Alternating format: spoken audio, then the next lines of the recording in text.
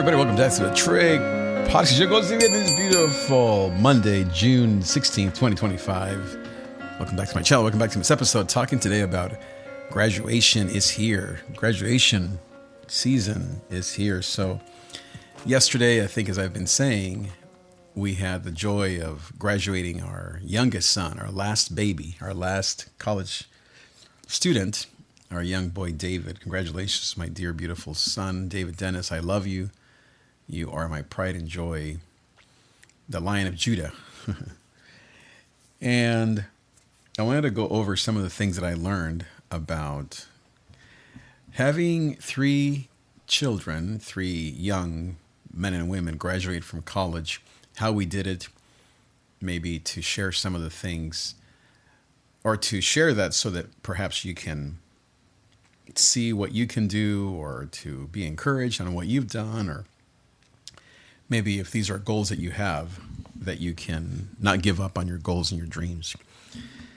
So, as I said, we have three amazing kids. They're in their 20s now, mid-20s.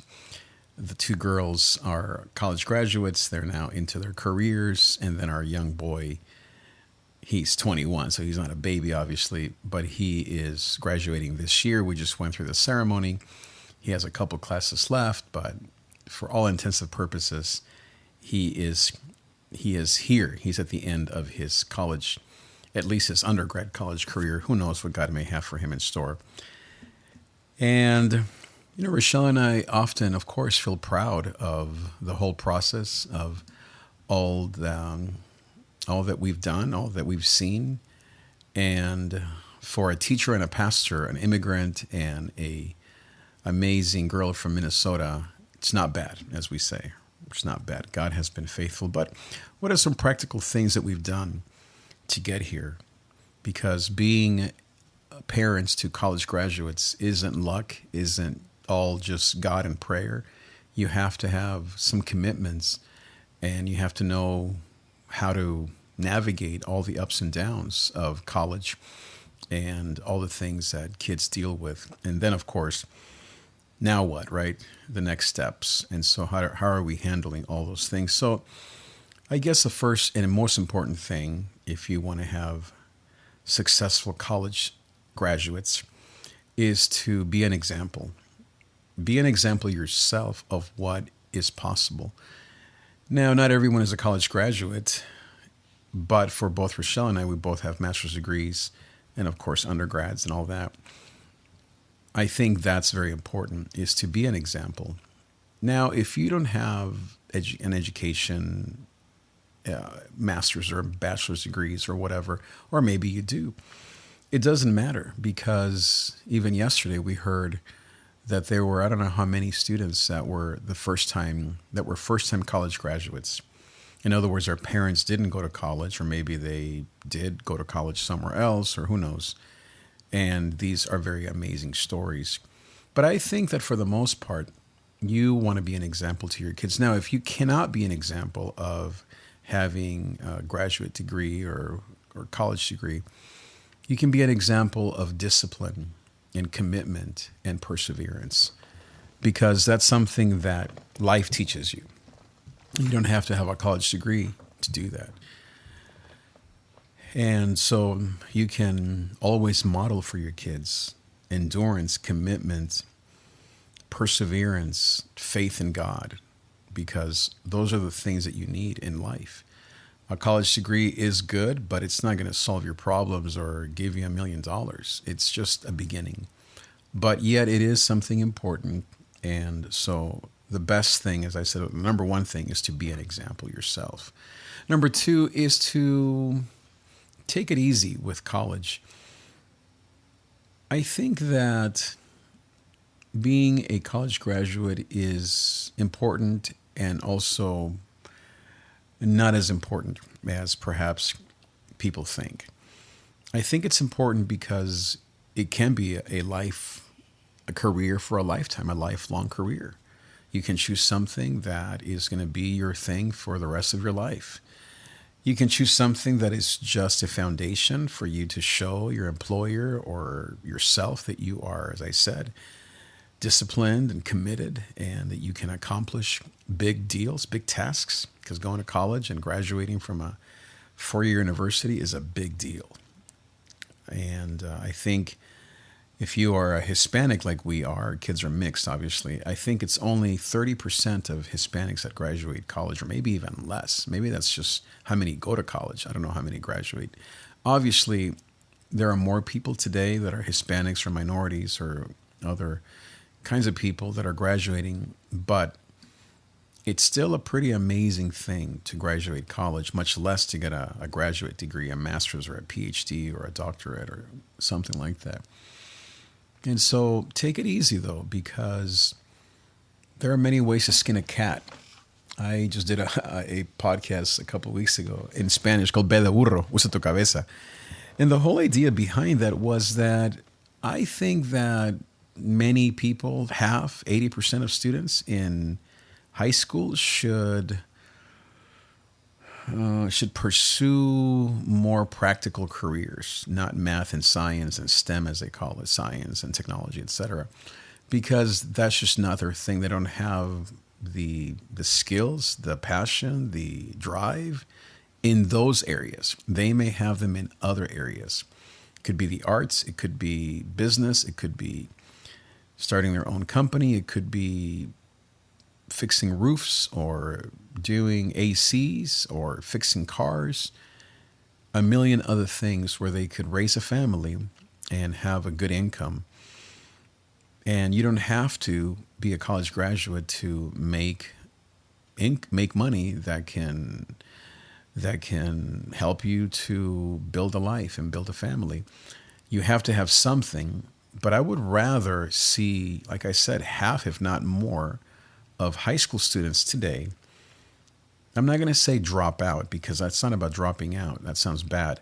But to study or quote unquote pursue an education that is going to help them land a job and be successful and be happy. Because what I see, I was a sub in high schools and elementary schools and middle schools, and I work now at an elementary school, church/school, is that a lot of students graduate middle school or high school or, middle school or even fifth grade elementary school without being really gifted in those areas. Now, of course, you should know how to read and write and do basic math, of course. I'm not saying to just be illiterate. But my point is, there needs to be more options starting, I would say, in elementary school, middle school, and high school than just the typical stuff. As I mentioned, the arts, business, entrepreneurship, practical, technical careers such as being a hairdresser or carpenters or someone who can, as I mentioned, fix cars, or now with tech, you don't have to be a scientist. You can fix computers. You can buy and sell phones. You can repair phones. I mean, how many people need their phones repaired, right? So I think that we're missing the boat still to this day in not making those things possible for kids starting in middle school. Because when you're a parent, you know that your kid just isn't into math and science, right? Because they tell you.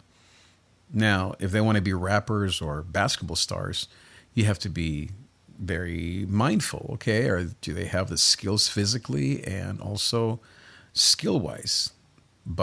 Or if they want to get into music and be a rock star, the same thing. But the point is that I think that it's important to just take it easy when it comes to college and be very smart when it comes to your kids and what they're into. And so that would be number 2. Number 3 is college isn't cheap. It's not free. It's not $1 million, but it definitely costs a lot of money.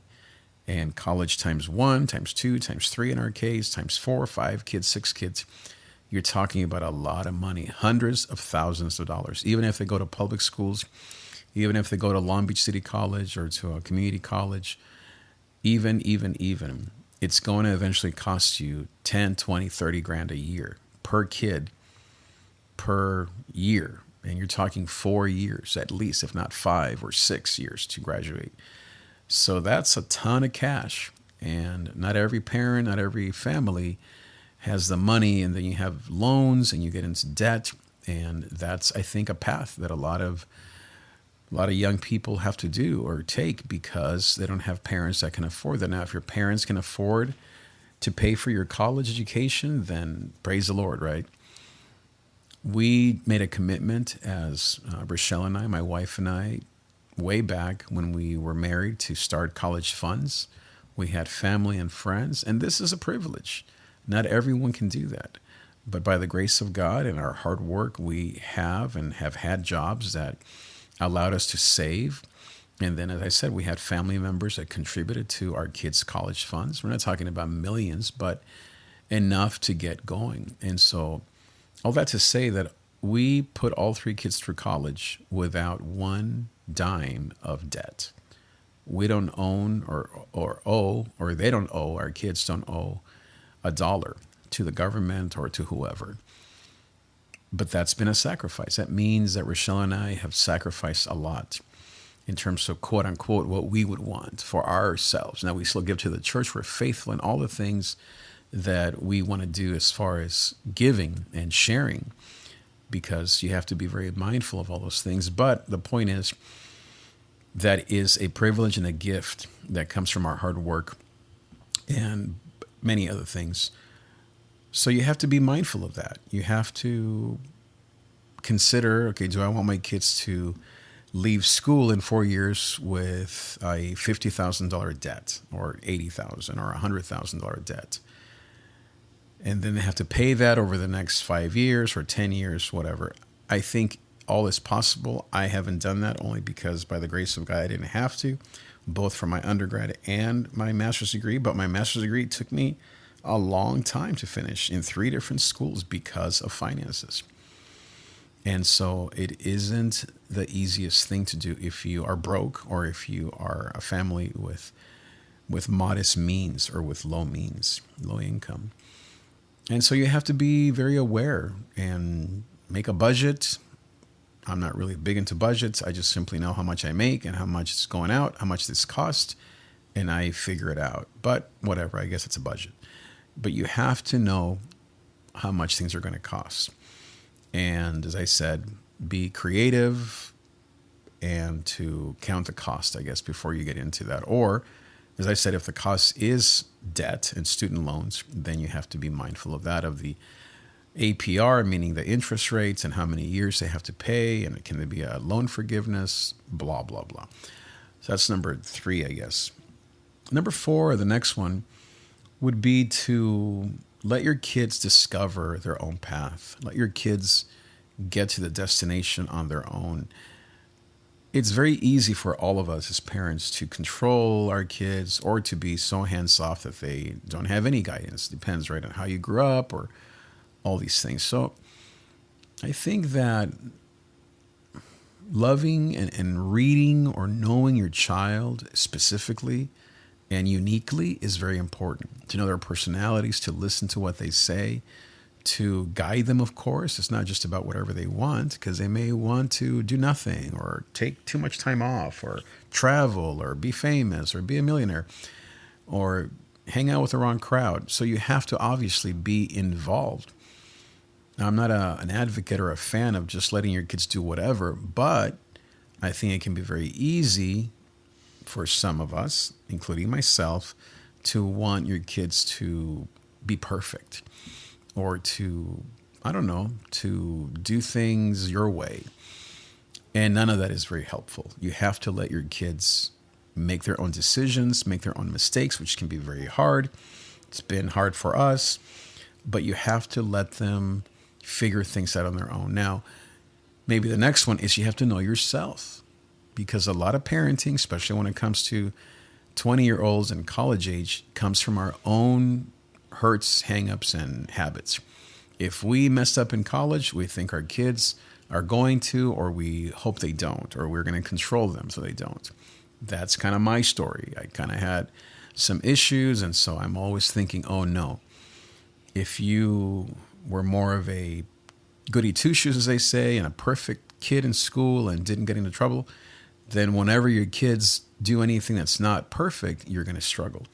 The point is, you have to know yourself, go to counseling, figure things out, talk to mentors, get a spiritual director, learn who you are so that you're not just giving into your personality and then hurting your kids, perhaps controlling them or being so hands off that they make really horrible decisions.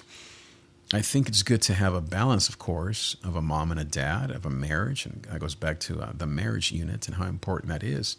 But if you don't have a couple or you've gone through a divorce or whatever your situation may be, you have to have always a balance. Your mom, your sister, your friends, your mentors. You have to look for some balance to your personality because whether we like it or not, we parent out of our own brokenness. And if we don't heal or even become aware of our brokenness, then you're going to be really messed up. And maybe the last one is to really pray. And this is maybe the first and the last, because we can't control our kids' future. And you can only give them so much or care for them enough or counsel them enough. You eventually have to surrender them to Jesus. You really do. No matter if they're in school or not, or if they have kids or not, if they're married or not, if they're at home or not, if they're single or not, or if they're in church or not, you have to surrender them to Jesus. You can't control anyone, not even your kids. I know that's very difficult, but that's probably been the biggest rude awakening for Rochelle and I in these last 5-6 years of our kids being in their 20s. It's to surrender them and let them go. And it's, like I said, it might be easy for you. It might not be, based on a lot of things that I mentioned, but prayer and surrender and letting go of your own stuff, of their mistakes and their victories, of their future and their choices, good or bad. You have to say, Lord, I trust you. I can't go and fix my kid's life or tell him to do this or tell her to do that, or you can't. You can counsel, you can be a coach. When they're small, you are their caretaker. Those are the 3 C's that I've learned. So when they're little, basically the 3 C's are when they're small, you're their caretaker. When they're in their teens, you are their coach.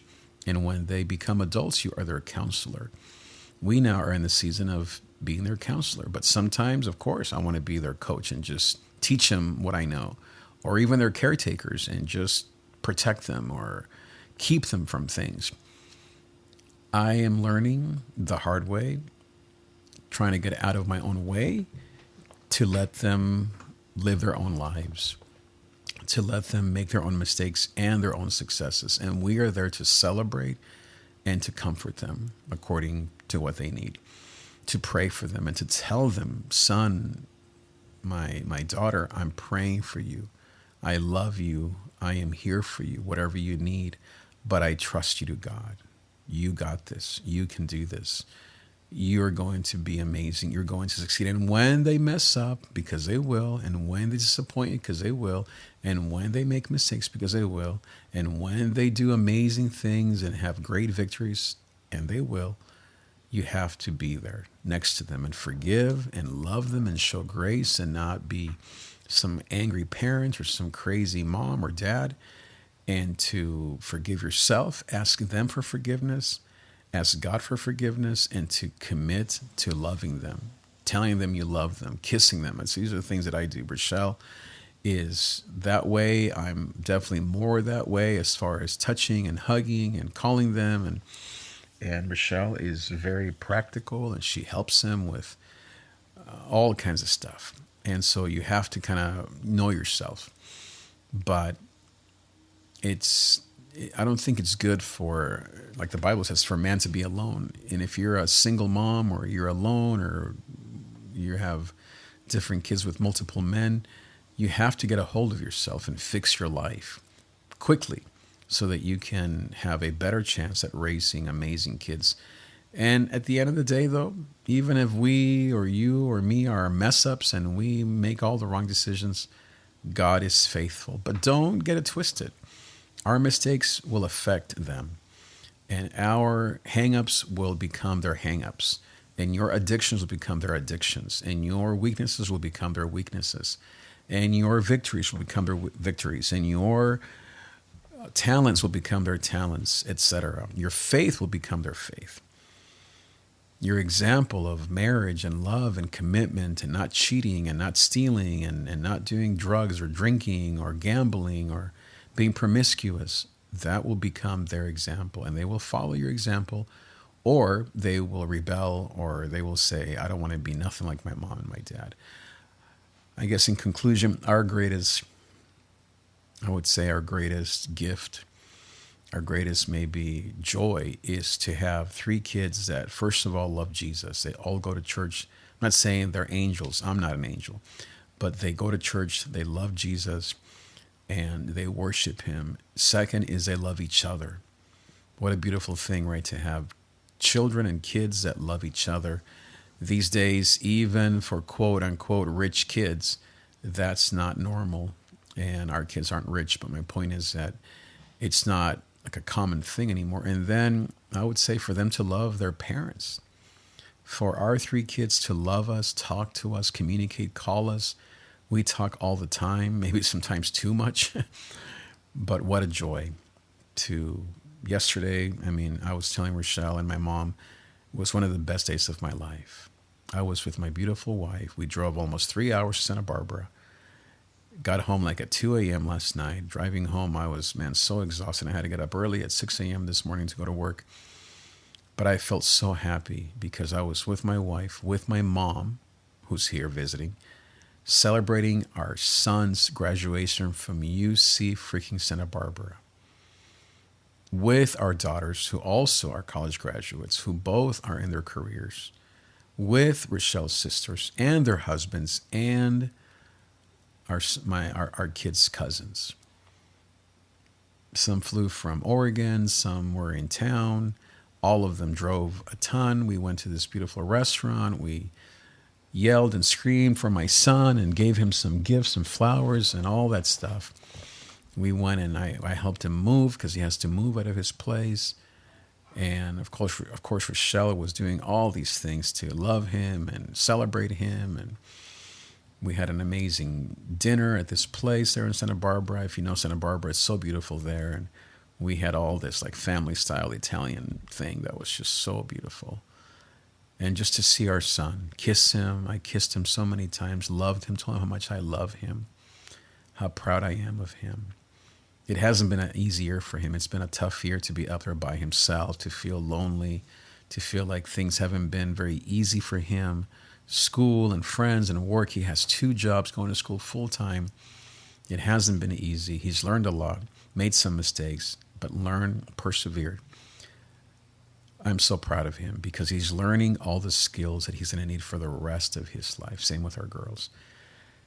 Maybe the last thing I'll say is there was a speaker yesterday. I don't know his name, but he was amazing. He was saying that the School of Humanities, which is what David did, that in an age of AI and so much technology, that to be human is a gift. To be human is the future.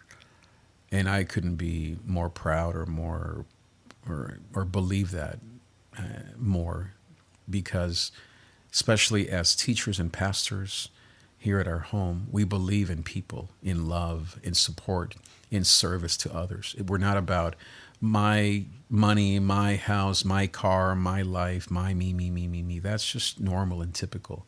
That's very American. That's very human. Everyone likes to or would rather think of what they need than what others need. But to give is divine. The Bible says it is better to give than to receive. And this speaker talked about the joy of being in this degree or in this area of study where you deal with people and you deal with service to others. And, that's what I've seen in our son, really in all of our girls and all of our kids. But David, for sure, he is a servant of all. He's a loyal friend. He is an overthinker. Sometimes he worries too much. He's an Enneagram 6, but that's part of him being him. But he loves people. And that's why I think it's been hard for him to not have his buddies up there with him in school. And he's such a gentle, kind young man. I am so proud of him. I love my son so much. It's so beautiful for me to see his education and his faith, all the things I've mentioned, come together here at 21. He'll be 22 here next month. And it's amazing, right? How our kids kind of just follow their conscience, follow the Spirit of God. I didn't encourage him to go on this route. I studied engineering and theology, so that wasn't his thing. And he chose to study humanities and communication, linguistics, people stuff. And it reminds me of his father, of my father-in-law, his grandfather, Dr. Dennis Baker. Rest in peace, Dad Baker, who was a networker and a connector with people. And I see a lot of Dennis and David, a lot of those same skills of connection and conversation. He told me once, Dad, I want to know how to talk to people, how to connect with people. And I thought, wow, that's a beautiful, beautiful gift. And so for you, my friend, learn to be proud, learn to see your kids for who they really are, to guide them, to get out of the way, to do what you can, to pray, to be practical. And you have to pay for college. You have to know what your goals are, who you are, what example you're setting. And most of all, as I said, to pray. Say, Lord Jesus, I pray for my kids that you will guide them. If your children are in elementary school or middle school, or maybe they're already out of college, continue to pray for them. My mom prays for me, and I'm 50, and I thank God that she prays for me, because I sure need it. Imagine your kids, how much they need and love your prayers. Now, if they're small, obviously your work is different. It's harder, it's more physical, it's tiring, exhausting, especially for the moms, the young moms. But guess what, moms? You're young, so you have the energy to do all that physical labor that kids require at that age when they're small. But what a joy, what a privilege to be exhausted to deal with these issues, because what better legacy besides Jesus? What better legacy can we have as adults and as parents and as couples, as husband and wives, than a legacy of our children serving Jesus and having positive careers or outputs or positive lives, so that they can serve other people and love others and give of themselves like Jesus did. So I hope that helps you. If you would like my coaching, let me know. Thank you guys for being here, and I'll see you next time. Adios. Don't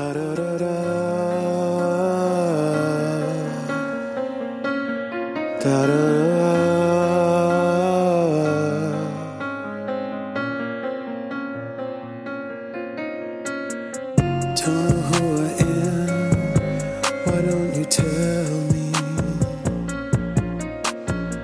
Don't like the way I am, why don't you fix me? Everything that I do, all you say is no good, why don't you take